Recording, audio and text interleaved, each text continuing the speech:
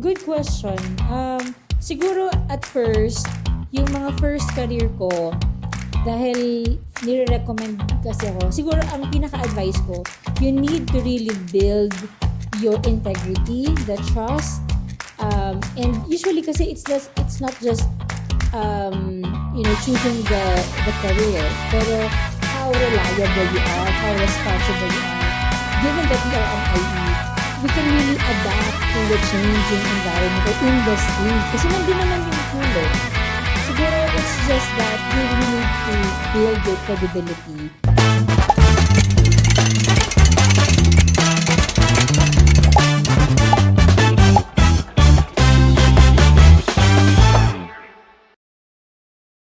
Hi guys, welcome back to another episode of A Day in the Life of an IE, now as a head of procurement in the media industry. And of course, we invited someone who I've known for quite some time, none other than bahala na siya mag-react. Engineer Mabby Joy Garcia, CPP, CSSP, as I mentioned, Head of Procurement ng Summit Media. Hi, Engineer Mabs. Hi, Miss Mabs. Hello. Good morning. Ayan. And good morning to everyone. Ayan. So, good morning, Thank you, good Sir afternoon, Lex. good day. Ayan. And we are in their office here at Summit Media. Ang dami nilang meeting rooms, tas ang gaganda. And then this one, you see some of These the are publications. Our books. May SB19, may ang daming mga popular titles. So, but we're not here to discuss about the books. We're here to sit down and talk with Miss Mabs, with Mabby, about yung life niya as an IE practicing in this particular field. So you're currently the head of procurement ni Summit Media. Yeah, it's actually just a few, I think, year lang. Nag-anniversary lang ako last Bago ka pa April. lang sa possession. So I was the head of procurement here in Summit Media, but actually I'm also handling one of the biggest foundation in the Philippines, that is the Gokongwei Brothers Foundation. So GBF ang yes, ano niya. so it's both profit and non-profit companies. Oh, okay. Pero before we go to that, let me just ask, saan school ka ulit nag-graduate if you don't mind I me asking? graduated at Rizal Technological University. RTU, Yes, okay. dito sa may Boni. And then now I'm taking up my master's degree and hopefully I can finish my thesis na at Polytechnic University of the Philippines. PUP, Yes. MSIE na program. MSIE, under, may specialization kasi medyo nagbabago yung mga programs. So, specialization ko is logistics and supply chain management. Okay, so let's go to that point. Kasi you mentioned that you're just a bit new with your head of Yes. procurement hat. But before that, you were exposed to what kinds of roles or jobs and industries? Actually, ang pinakamatagal talaga na naging tenure ko or naging profession ko is procurement. So, I was with the Gokongwei Group. So, medyo marami na akong pinaglipat-lipatan na company. Within the Gokongwei. Within the group, yes. First, I started with Universal Robina. URC. Yes. Tapos, Yan yung yan yung mga kumbaga sabi nga sa the dog show diva ni the bastion of kumbaga parang first company na gusto mo mapagtrabahuan as a fresh grad. So I was fortunate enough to join the procurement team. And that was, I think, way back 2014. And then, after 5 years, I transferred to the mother company, which is the JG Summit. So, handling more on policies, processes, ng procurement pa rin naman. Inline pa rin naman siya. And then, after that, we had projects for MaxiCare. So, and also, that is also system process-based. Pero procurement lang din? Yes, or, procurement pa din naman. okay. Oh. So talagang nag-revolve ako around procurement for my 10-year here in the group. Tapos I just had my anniversary last April as a procurement head here in Summit Media. So basically, when you... So this is fresh from you graduating from RTU? Hindi pa. Okay. So may ano rin pa? ako di ba? Ang IE is a jack of all trades, master of none. So nag-start talaga ako sa hospital industry, sa the medical city here in TMC. Yeah, in Ortigas. I was a business systems analyst. Okay, that So actually, explains. aligned din. Kasi we studied the elevator usage. We studied the some of the patient satisfaction feedback. Ganun. And then after that, 1 year, kasi nga after graduation, nagtrabaho na ako kagad as business systems analyst. And then I moved to an FMCG, which is Pure Foods, Hormel, ayan, sa Cavite na. Cavite, Kasi I wanted to go home kasi before, since I was studying in RTU, nagbo-board lang ako and uwian ako every weekend. So after that, nag-decide ako na I wanted na to go home sa province. So kaya din nag-manufacturing. So you're basically from Cavite? Yes. Okay. Lehitimong Caviteña. So from hospital, you decided to jump into manufacturing, Yes. food. Yeah, food manufacturing. Because of the reason is you wanted to I wanted go lang back to to go back to yes. my hometown in Pero when Cavite. it comes to, kasi a lot of younger IEs now, of course, you might be part of the Pinoy IEs na group, which is the reason Yes. why we've done this podcast now, to give inspiration, awareness, information to younger IEs when it comes to career and everything under that particular umbrella. So you mentioned about you decided to jump from one company to the other because the reason is really personal, that you wanted to be back in the location where supposedly dapat kumbaga malapit ka na nakakauwi ka doon. But compensation wise, was there a difference like jumping from one industry to the other? It has. Actually, Mas maganda ba o hindi maganda? unfortunately, kaya ko rin ginrab din yung Pure Foods Hormel kasi it's an IE position. Oh. So from a business systems analyst, checking the process, now kasi parang I am exploring that time. I wanted to know saan ba talaga ako magiging effective as an IE. Kasi since IE is a jack of all trades, master of none. Sabi ko, saan kaya ako pupunta? Anong industry talaga? And later on, malalaman nyo, may mga iba pang industry na pinasukan talaga ako before I landed here in a publishing and media company. So, in terms of compensation, sobrang malayo kasi receiving like 16,000 to 8,000. During that time, So, syempre, masyado kong, mababa pa yung sweldo noon. Pero just to put context, I think what Mabs is actually pointing out is that the difference when it comes to the pay scale really on a per industry basis. Kasi I meron think naman it's also talaga. on the provincial Yeah. Oo, kasi iba yung rate ng Kasi TMC is Makati city, yan.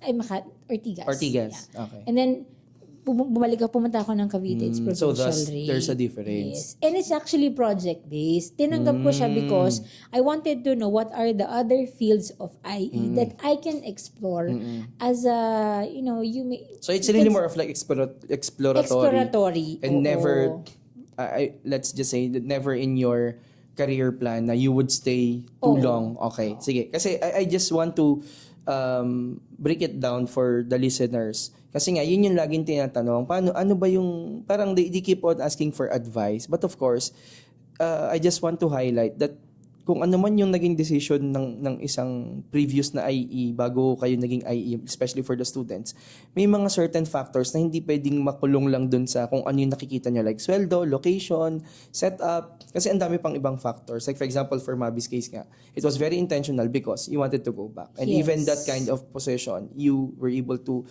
parang you have, what do you call that? Yung trade-off. Yan. So after nun, what did you discover? So after nun, I discovered na I love to work in that industry. Kasi I learned a lot. Actually, as an IE, ang naging motivation ko when I graduated, I wanted to contribute something, to improve something. Kasi yun talaga ini-instill sa atin as an IE. You need to improve the ways of working. Because Correct. improvement should always, come as it is. Kasi hindi naman dapat stagnant ka lang sa ginagawa mo. So, nagustuhan ko siya. But unfortunately, wala silang plantilla. Kasi nga, naka-project based Kasi ka niyan. naka-project base ako. So, the good thing about that is that dahil nakabuo ako ng magandang relationship with my bosses, they refer me to a printing company. Oh, okay. And that is located at Dasma. So, Cavite pa din. Cavite So, pa swak pa din. din, oo. So, doon naman, so from an IE, ang nangyari, ang naging position ko is an operations planner. Grabe. O, di ba? Tumalon ulit. Okay. Tumalon ako ulit. So, talagang, in-explore ko talaga siya. So, during my career at UJEC, ang ginagawa ko naman doon ay plan materials, schedule the machines. Production, So, ganyan. production talaga. Very operational. And then also, nagdi-dispatch din ako kung kinakailangan. So, talagang... Even dispatch mean Yeah, deliveries? even deliveries. Oh, lawak din. Correct. Okay. And then you spent how many years in that company? Actually, more than a year. More than a year lang din. Because there's another opportunity that came in. May opportunity na naman. But the good thing about that is, ngayon ko lang din siya na-realize na lahat pala nung naging past experiences ko leads me to correct. this. I always say that na parang Yeah. when you reflect, hindi siya accidental. It's Correct. intentional. I think sabi ko nga, it's God's plan na doon ka Correct, napunta. Kahit hindi mo talaga gusto yon, doon ka dinala kasi yun yung path na kailangan mong daan. I have a trivia. Okay. One of our client is Summit Media during my UJEC time. Oh, talaga? Kasi we are printing magazines before. Di ba? Pero third party ng parang third party Supplier. supplier. Yeah. So, okay. sila yung nagpiprint ng mga magazines before. So, from that, Interesting, no? ano yung sunod na naging Is Sunod, it no? Gokong Way na o hindi pa din? Hindi pa din. So, after that, dahil napagod na rin, well, sometimes kasi talaga kapag bata ka pa, you really wanted na, ay hindi, parang ang tagal naman ng angat ko. Correct. Tapos yun natin yung And then I think there's a lot of, young IEs out there na ganun talaga yung nagiging mindset. Or I don't know if it's like generational or... Probably. Kahit naman siguro nung time ko, just to share, just to reinforce what Mabi is saying here. Lagi ako nasa LinkedIn, yung tatawag ng mga lurker ako sa LinkedIn. Tapos lagi naiinggit ako na bakit itong graduate ng gantong mga universities, ang bilis nila nagiging manager. Parang ako tagal-tagal kong... So I think hindi siya generational. It's really some sort of, yun yung behavior siguro talaga pag nandun ka na sa part na nagbo-work ka na. Siguro, and na-feel ko din that time na I wanted to do more. Pero I don't have any regrets kasi talagang lahat naman ng yon I really appreciate all the learnings kasi nagamit mo talaga siya as you landed to where the Lord wanted you to put. No? And after that, hindi pa ako natapos. Pumunta ako ng semiconductor. So talagang inikot ko, no? Lahat talaga ng industriya. So as Ikaw pala ang epitome ng IE na nagpaikot-ikot Totoo. ng role at saka Ang ng saya. industry. Anong role mo nun sa semicon? Ang role ko doon is purchasing specialist. Yun na. Okay. Oo, nagano na ako. And then, doon naman, I get to deal with different kinds of supplier outside of the Philippines. So, Okay. kasi ang mostly ang handle ko yun is vendor managed inventory. VMIs. Yes, VMI. Very Very IE. supply chain. Very Oo. IE. So, from there nakita ko na ito pala this is what I wanted. To talk to suppliers, to negotiate, to come up with, kumbaga, a portfolio wherein I can really contribute in terms of savings. So, dun ko So, pala... dun mo nakita yung parang value naka-craft ko nung na. role. Okay. Ito pala yung value ko as an IE sa business. Parang yun din yung sinasabi mo na value of procurement sa gusto mong gawing thesis. Oo. Okay. So kaya din dun ko din kinukuha yung motivation ko to write my thesis. Ano ba yung value ng procurement to the industry or to the organization? So from there, so you spent how many years? Actually from tigmo 1 year lang din talaga.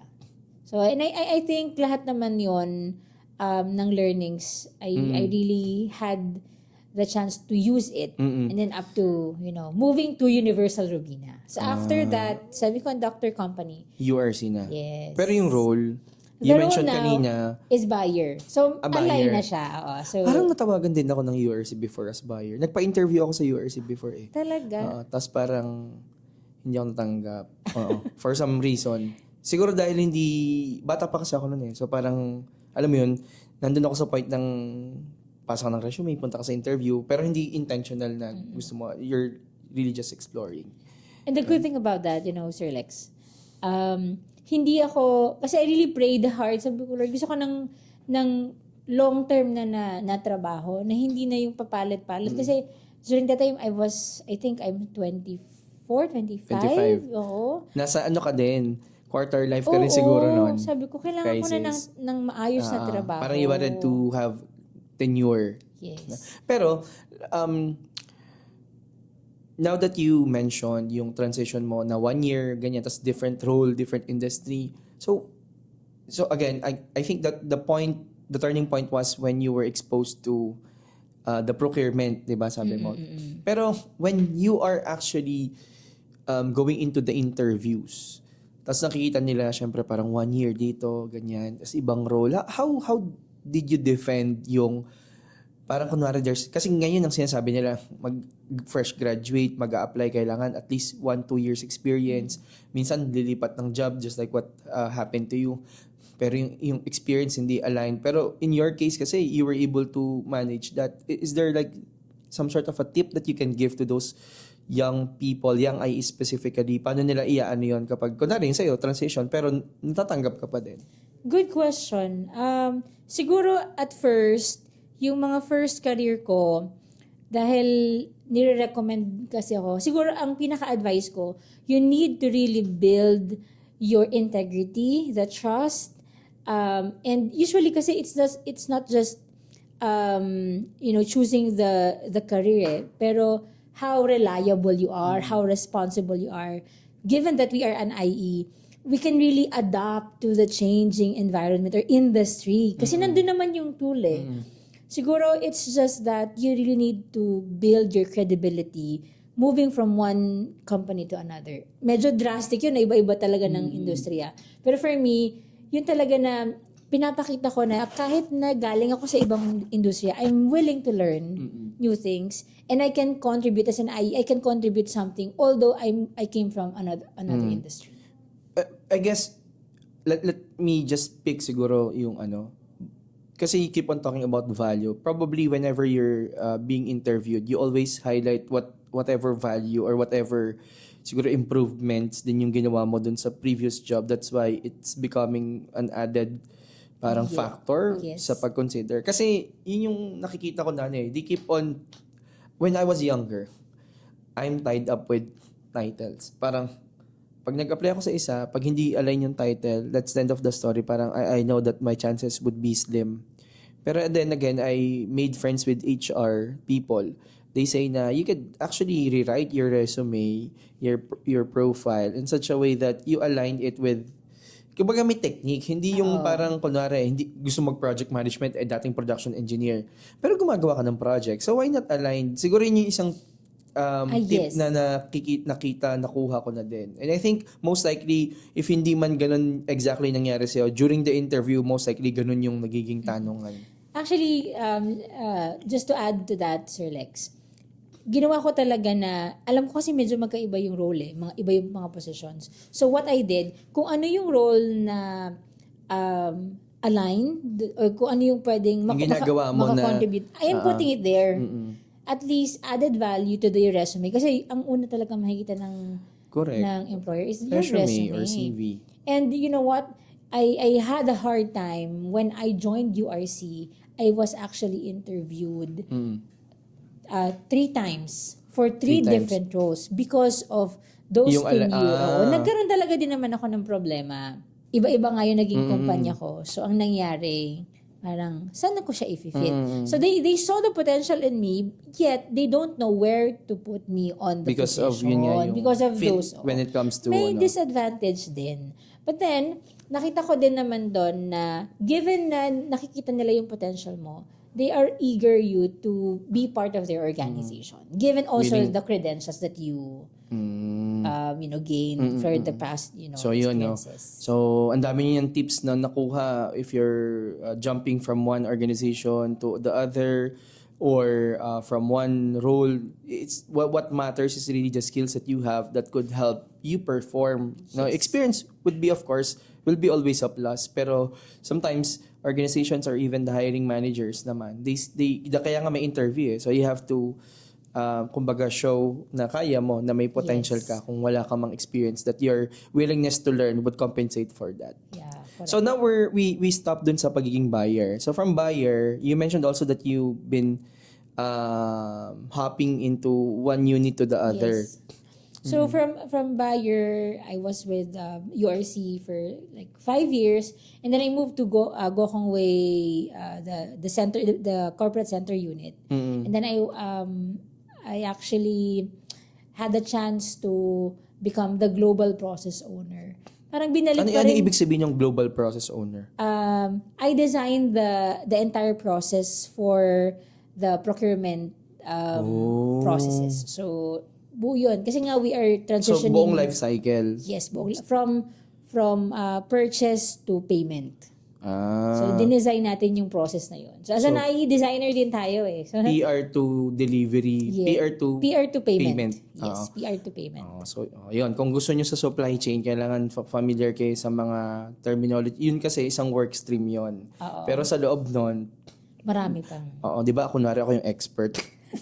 Hindi kasi nag San Miguel din ako, so I was exposed to the logistics din. So, part of the role was may procurement function din. So, yun, parang yung PR to PO or purchase request to purchase order or PO to delivery. So, yun. Yung sinasabi ni Mabs is more of like the whole life cycle of yung pag-procure and whatnot. And then, after that, so you had the chance to design yan and all that. After nung role mo doon, ano yung naging next naman na opportunity? Yung next opportunity actually is I became the category manager na. So medyo umangat na tayo ng konti kasi nga because of the exposure as well.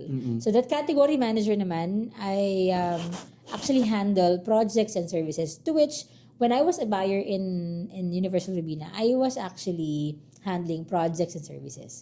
So when they saw na, okay, I already done my part as I already designed the process.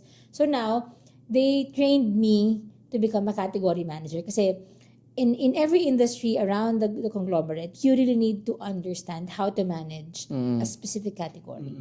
To which, yun din naman yung ginagawa ko before. So, I became a category manager of projects and services. And one of my one of the things that I handle is MaxiCare.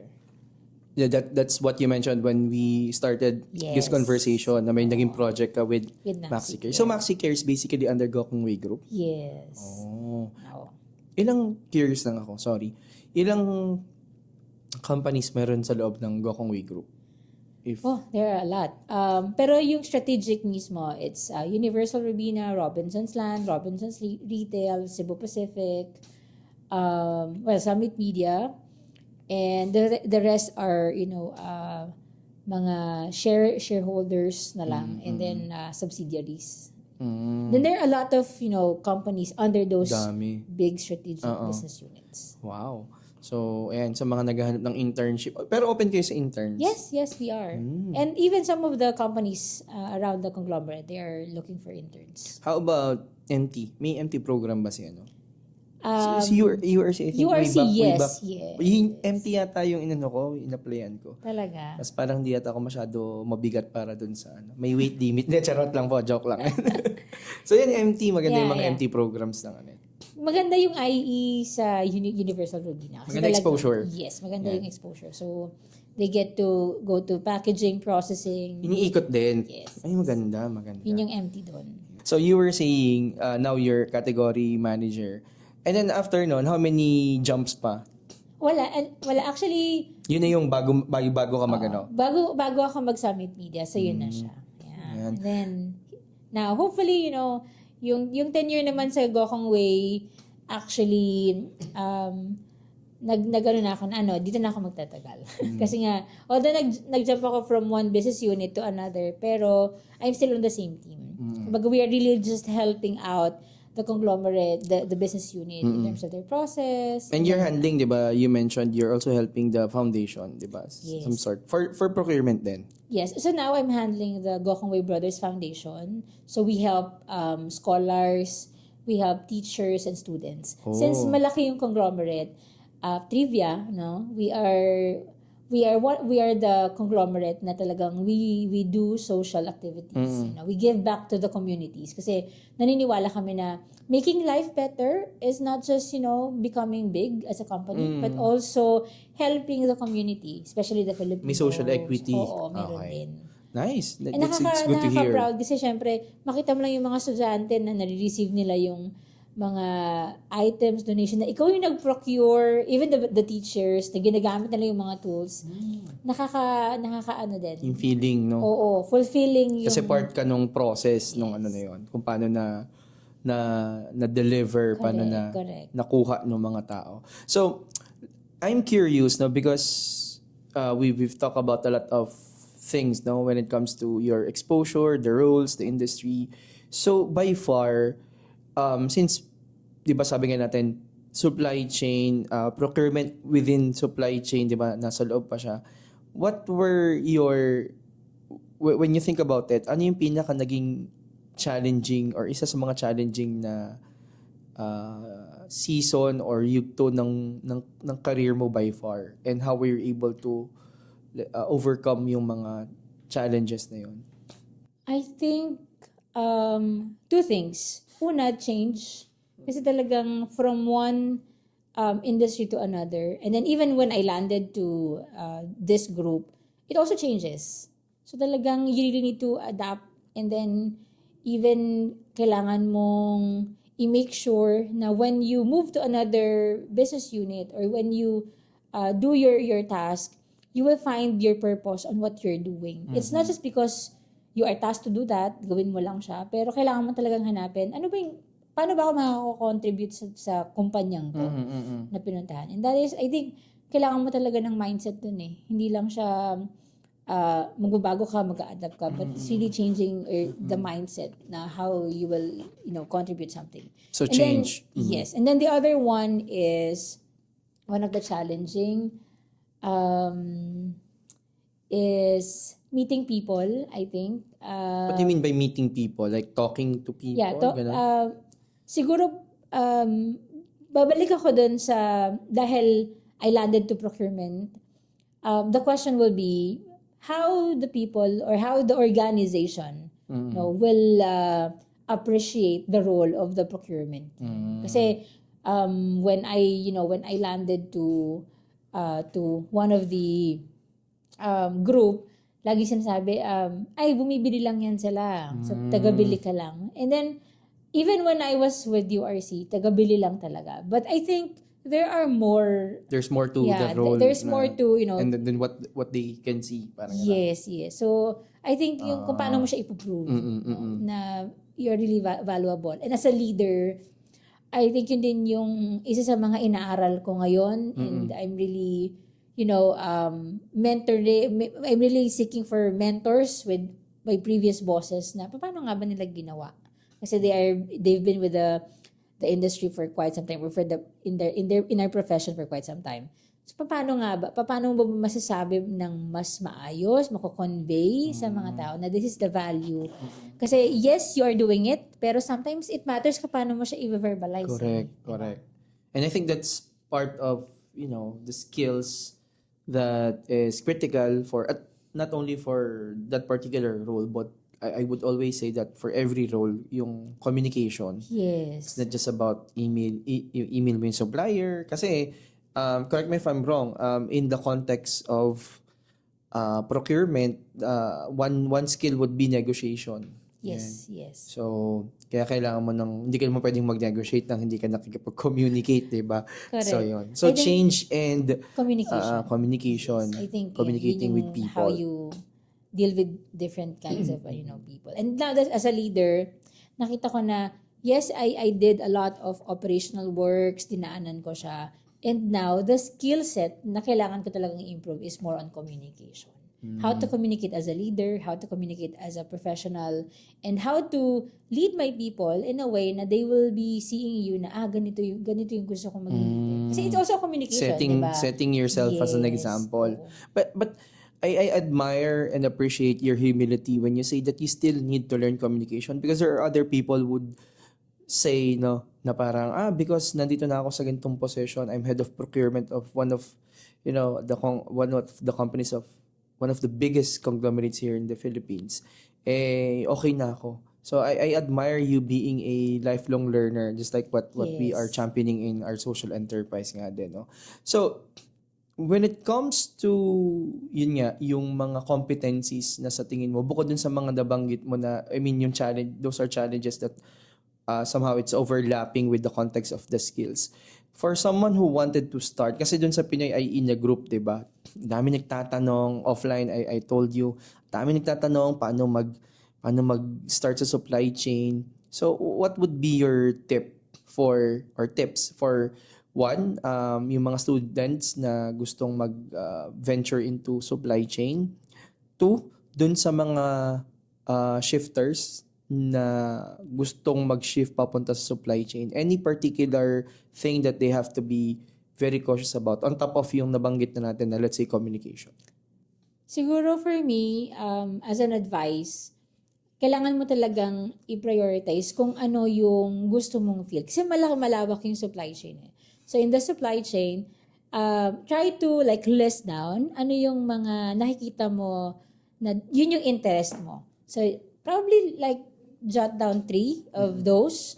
Kung sales ba yan, procurement ba yan, gusto mo ba logistics, and then from there, tsaka ka, try to look for a job na tingin mo, may mga description naman usually, di ba? May mga qualification. If you know na, I can contribute something to this, and then you can, try to apply kung ikaw ay fresh grad. And kung you wanted to explore more, I think it's also the same tingnan mo, kung i-assess mo yung current mo na trabaho, kasi usually, kapag hindi ka na nagiging effective, kapag, you are not seeing your value to what you're doing. But if you wanted to explore, check first, ano yung nagiging area or ano yung nagiging reason bakit ka na-demotivate. Is it, leaders ba? Yung trabaho ba talaga? Is it the compensation? Kasi you also need to understand ano ba yung motivation mo to move to another company or to another position. Correct. Kasi Diba? di ba yung iba sabihin, ayoko na ng trabaho ko, pero pag inofera ng mas malaking sweldo, nagstay. Di ba? So ibig sabihin, hindi clear sa kanila yun nga, sinasabi mo, that's a very good thing that you mentioned, yung real motivation, why you are moving from one organization to the other. Siguro another thing, Sir Lex, nung dumating ako ng Universal Robina, well, talagang nakita ko na mas malaki yung gap ng ng rate sa provincial versus sa city. Ngayon, ang mapapayo ko lang sa mga IE, sometimes you are really looking for, mataas dapat lagi yung sweldo. But you know what? When I was interviewed by my boss in Universal Robina, one thing that I asked, secondary lang talaga yung compensation. Hindi dahil mayaman po ako pero gusto ko kasi na lalaki yung sweldo ko, or they will compensate me well because they know my capabilities. They saw the potential in me. I know hindi siya realistic, pero nakita ko din na sometimes hindi naman lang talaga pera yes. di ba? Hindi naman talaga compensation It's how your values, your character, paano na-shape yun. So I think for me, doon ko rin nakita na marami din kasi nagtiwala sa'yo, kaya yung compensation, it follows. And I think, just to be very fair lang naman for the listeners, to the audience, I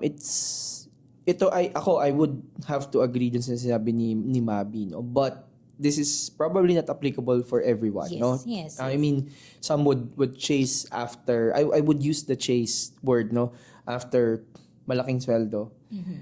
But then again, there are trade-offs. IEs naman kayo, alam niyo may trade-off. When you choose, kunwari, I have a friend who chose mababang sweldo because he wanted the experience. Yes. But after that, he became one of the critical kumbaga employee workforce Talent. ni Shopee. Oh, diba? Pero ang tagal niya nag-burn 2-3 years din siya bago siya lumipat. So what we're trying to say here is that kanya-kanya yan. Ako, nag-start ako, malaki ang sweldo ko, I would say. Pero hindi ganun kumbaga, career progression meron din, pero hindi naman yun yung gusto kong career. Kaya after 2-3 years then I shifted dun sa kung anong gusto ko. I have to, again, go back dun sa mababang compensation because I wanted to get the experience. Yes. So that yun later on, until now naman, or up to this point, somehow I could say na, somehow I produce value to dun sa mga ginagawa. I think that's one school of thought. No? Ito ay ano lang namin, no? Advice lang namin Yes. based dun sa aming perspective. Ayan. Funny thing lang, kasi di ba supply chain ang lawak? Correct. Meron bang, from what you've seen in the last 10 years? Yeah. Ano ba, 10 More years? than 10 years. More than 10 years. Meron bang parang specific profile? Kasi kung sabihin natin, when you mentioned about listing down, of course sa atin, medyo madali nang sabihin yun kasi napagdaanan na natin. But of course, for, really students or young professionals starting from scratch, sabihin na natin and whatnot. Like for example, meron bang specific parang profile or attribute na kapag ikaw active ka, bibo ka sa gantong ka ng supply chain, pero kapag medyo introvert ka, ayaw mo masyadong makipag-usap sa tao, may ganun ba? I think yes, meron. Like for example, procurement, ano dapat profile? For procurement, kailangan ng profile mo, you're really assertive, outgoing, I think. Kasi sometimes you really need to deal with a lot of stakeholders, internal and external. Hindi naman pwedeng napaka-introvert mo ayaw makipag-usap. So balik tayo dun sa communication Oo. component. So dapat talaga you're Ayun. assertive, you know how to communicate, and kung ang gusto mo na career is procurement, kailangan nyo ay also, very keen to details. Kasi sometimes kapag dineliver na yan at hindi maganda yung quality niya, ikaw pa rin yung babalikan eh. Hindi maganda yung quality, na-delay yan siya. So kailangan bago lumabas yan sa client, procurement, sa ano mo. sa another stakeholders mo, kailangan yan pulido na hindi na yan babalik sa'yo. Kaya din, meron kaming tinatawag Yung na scorecard ng Yes. unit mo. doing dapat, it right first time. Nasa ano yun? Nasa module natin ng supply chain. Talaga. Meron kasing program si Aslex na supply chain, as you Yeah. may know, di ba? So, I think nandun yung 7 hours. Kahit nung nasa San Miguel ako, parang it's a cardinal rule yung 7 hours. Right, di ba? Right product to the right. Correct. Yun. So, yun. Kailangan tama din talaga. So, may profile din. Meron din. So, Kung gusto mo naman na medyo introvert ka, you go to data. Kasi IE is also, kailangan magaling ka rin sa data, especially in procurement, kailangan din alam mo how to interpret your data. You know how to gather your data. So, in designing also the process, may data yan along the way. So, kailangan din, kung medyo introvert ka, ayaw mo makipag-usap, then go to data scientist, data analytics. Pero I think may embedded naman na parang supply chain analyst, pero data yung... Meron naman, yes. Meron. Kasi we interviewed also one engineer, young engineer, si... what's her name again? Si Julie, no? Si Julie naman, graduate siya ng Baguio. An episode before this episode na nasa supply chain from production, nag-shift naman siya. Ayun. So, yun. So, thank you for sharing that. Kasi, madalas din yung mga younger IEs natin, yun, nasa Pinoy IEs group natin, parang, of course, they don't know how to figure out things. Kaya nga nag-start tayo ng podcast na to, para mabigyan sila ng idea. And I think, I didn't expect that this would be very productive. I mean, productive naman yung expectation ko, pero very, very productive in such a way that hindi ko alam na ganun yung background ng career mo. Yeah, Kasi hindi din ako siguro gusto ko ding matuto during the process. That's why we don't usually put questions. Walang really free-flowing lang. So nagulat ako na, ganun pala ka-varied yung ano mo. So kaya sabi ko, epitome ng kung ano-anong mga function at kung ano-anong industry. So thank you, Mabi, for sharing that.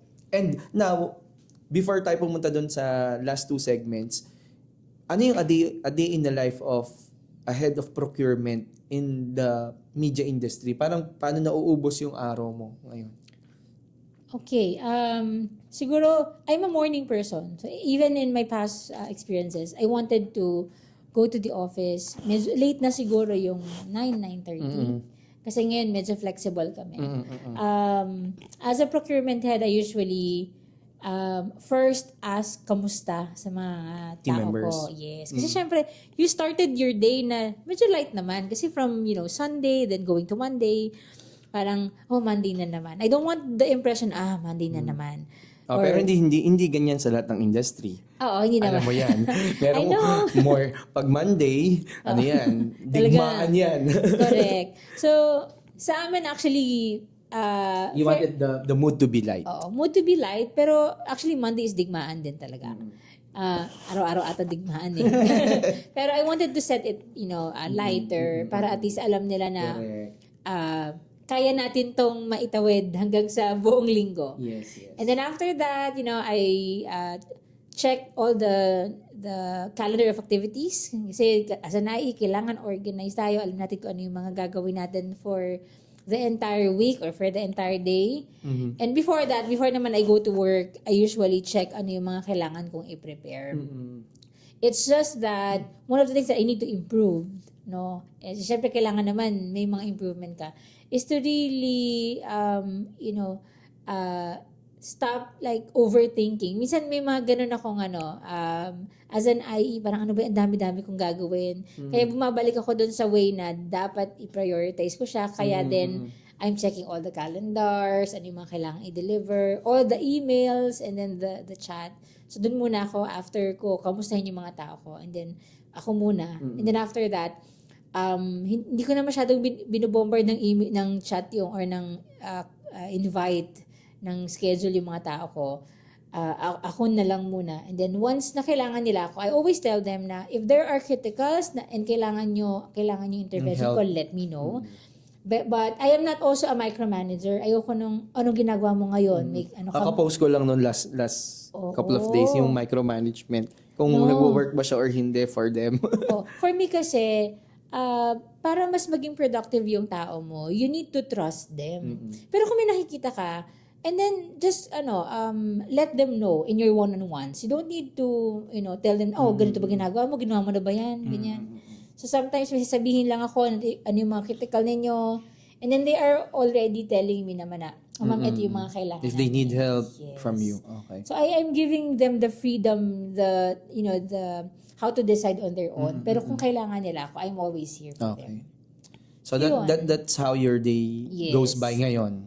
Yes. As And then the head of meetings, procurement. of course, meetings with Kasi dun sa level yun, more of like meetings. yeah, decision making. Pero before, when you were in the, let's say, not in the management level pa, so can you give us kahit briefly lang, what is your a day in the life? I think, first, ano nabago? ang nabago siguro before I'm doing the functional kasi. Ngayon, now I'm doing the leadership role. Correct. Before I'm doing the functional. So As in functional hands-on. meaning, hands-on. Kailangan kong makita ano yung mga i-deliver ko for the day, for the week.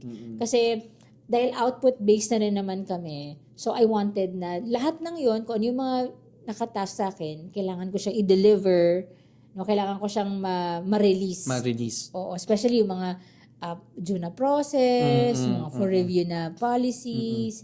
And if there will be like side meetings then, I'm making sure na before ako umattend sa meeting, kailangan, alam ko kung ano yung agenda ng meeting, hindi ako pupunta na ng empty-handed. So usually talagang pinaprepare ko na rin siya. And then, I'm making, kasi dahil process ako before, so I'm really allotting time. Kasi mahirap mag-design ng isang process nang hindi ka fully focused. So talagang sometimes I'm really extending my time just to make sure na itong process na to, okay ba to? And then after that, kapag nagawa ko na siya, i-release ko yun para magkaroon sila, makagather ako ng feedback. And then I will iterate it based on the feedback that I gathered. So ganun siya. Very IE yung process din, no? Collaborative din yung effort. Kasi syempre, hindi naman pwedeng gumawa ako ng process ngayon and then i-implement ko na siya. It should be, collaborative. Correct. Kailangan may feedback mo na kung doable ba or not doable. So yun yung mga legwork ko na ginagawa when I was before, with functional team. Nice. No? So, hopefully, nakakuha ng inspiration yung mga IEs natin. So, we're now, because of the time, no, I'm checking the time kasi. We're now on the second to the last segment of this particular interview. And I want to thank you, no, for being here. I know you're busy. You've been traveling outside the Philippines, outside the city, the town, no, going places, no, for work and whatnot. Now we're on the second to the last portion. So this is what we call IE pit stop, no? So pit stop based dun sa pit stop concept na single minute exchange of disaline. So diba, parang yung sasakyan magpapahinga muna and then go ulit. Pero yung pahinga na to, it's more of like 10 rapid questions, no? You don't have to explain naman, you just share your insight. And so this is IE pit stop with Mabi Joy Garcia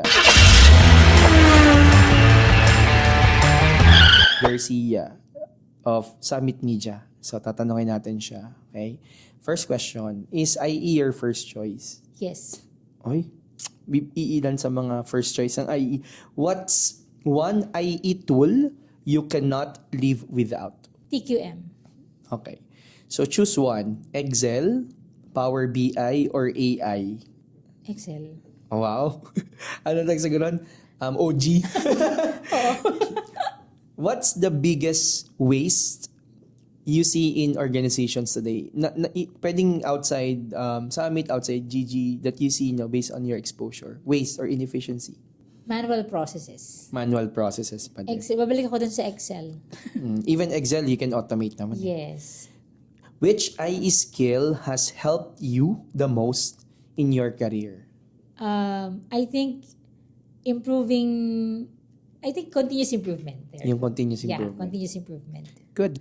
Next, if you could improve only one process in the world, what would it be? In the world, In the world. Could be government processes or Grabe. private processes. I think transportation. Transportation. Yeah, that's why. That's one of the biggest problems. Correct. Next question. What's one thing IE students should start doing today? IE students. IE students, I think you need to love the course. Appreciate the course. Yeah, appreciate the course more. Yeah. Which industry do you think offers the most opportunities for IEs right now? Supply chain. Nako. Lalo nang dadami yan yung tatanong supply chain. Ano. In one word, what makes a great industrial engineer? Knowing his or her value. So value. Or probably value-based thinking Yeah, din. value-based thinking. Kasi tinig ko yun sa masters kaya meron akong value engineering. Thank you. And last question, this is fill in the blanks. Complete this sentence. Industrial engineering is blank. Industrial engineering is a good course or field to start. So ayan. So thank you Mabs for answering the call to the IE Pit Stop. So that was IE Pit Stop with Engineer Mabi Joy Garcia. Ayan. And then marami pa siyang title. CSP, CPP. CPP and CSSP. Ayan. Pero siguro yung pahabol lang bago ko ibigay yung last na final tip mo dun sa mga audience natin. How important for you is lifelong learning? Kasi ngayon, with your stature, you're still pursuing continuous studies, advanced studies, masters. Tapos may dalawa kang certification na nakita ko dun sa LinkedIn mo. How important for a professional lifelong learning is? It is important because if you are an IE, you will really never stop learning. Why? Because of the emerging need of the industry or the organization that you are into. So, probably sa lahat ng mga IE na gusto ninyo na mag-proceed, mag-progress as an IE, you really need to always look back ano yung mga naaral mo na natutunan mo, and ano pa yung mga dapat mong matutunan. Kasi sometimes, as an IE, hindi pwede ikaw yung maging stagnant. Kasi nga, ikaw yung dapat na nagpo-promote ng improvement sa organization na meron ka. So for me, lifelong learning is it's really a journey that you really need to take. Hindi siya yung optional. Kasi if you wanted to become valuable to your organization, you need to contribute something. And you can get that by really learning, studying, and taking up like courses. Pwede ngang, hindi naman din, hindi naman sinasabi din na kapag nakuha mo na yung basic, you know already the basic eh. Sometimes the foundation, yung mga tools and techniques ng IE, if you need to like recall, i-review mo siya ulit, may mga makukuha ka pa rin ulit na mga, mga key learnings that you can use to your current job. Wow. Thank you for putting that out, no? I think that's an eye-opener also for those people na nag-start pa lang or gustong mag-start pa lang dun sa same path na tinake mo. So I guess this is the last portion. Anything else that you would want to tell our listeners or our audience, or especially the Pinoy IEs, no? Ano yung magibibigay mong sa kanila, parang parting words before we conclude this episode, or any parang challenge mo sa kanila as Pinoy industrial engineers or as Pinoy IEs? Wow. First of all, siyempre, I would like to thank, Sir Lex and Miss Kat, for giving me the opportunity, the platform to share my experiences. And pupunta ako dun sa sinabi ko kanina. Well, as an IE, you can really, this is really a good start, pero you can do more. You can do more, meaning you can be great, you can do your best on the field that you have chosen. So masarap lang din as an IE kung ang passion mo is to improve, and yung passion mo is to contribute something, and then go to IE. So even yung courses natin, minsan sinasabi IE ka nga pero wala ka naman license. But you know what? License is just a piece of paper, pero ang pinaka-importante, how you will use all the learnings that you got, that you acquire dun sa kumpanyang pupuntahan mo. Magandang may lisensya, pero aanhin mo ang lisensya kung hindi mo naman siya magagamit. So for me, as an IE, be proud because you can do more, you can be greater. And I think as an IE, you are one of the valuable asset in the company. Same as the others, of course. Yan. So, dun sa mga naghahanap ng validation, tama ba yung decision nila, nag-IE sila? So, yan. Panoodin niyo yung podcast na to all the way through. Then you appreciate how vast is the opportunity that is waiting for you. Ayan. Thank you, Engineer. Hindi daw niya kasi ginagamit yung engineer. No? But, thank you, Engineer Mabi, Miss Mabs, no, for being with us today. And if you are on LinkedIn, so please follow si Miss Mabi sa LinkedIn. Ilalagay natin yung link ng profile niya. And of course, you can watch this podcast via YouTube, Pinoy IEs, and Spotify, A Day in the Life of an IE. So yan, maraming salamat again for gracing the episode, the podcast, and thank you for letting us be your platform to share all your experience and expertise in the field. So that was again A Day in the Life of an IE as a head of procurement in the media industry. So see you on our next episode. Maraming salamat. Bye!